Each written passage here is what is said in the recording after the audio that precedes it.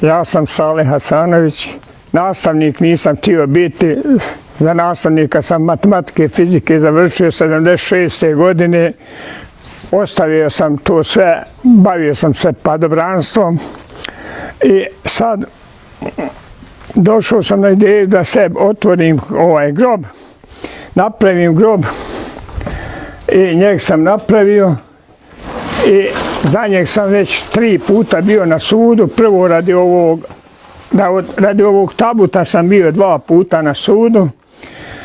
Kad sam napravio tabut prije 2 godine, ja sam legao u tabut, rekao nosite me s tabutom gdje hoćete, oni su pobjegli od mene. I i ja sam ovo izbetonirao 50 puta 50 sve okolo, armirani beton. Mogu da uđem ako treba i da vam pokažem to sve. Evo ovdje ću ja ući polako da vi to vidite. Ovdje želim da se, pošto nisam imao dovoljno sredstava da sebi napravim jedan tat.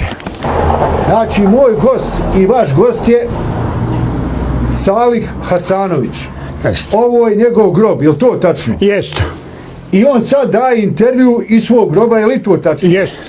Ne bi volio da mi bude mezar u mom mezaru iz više razloga.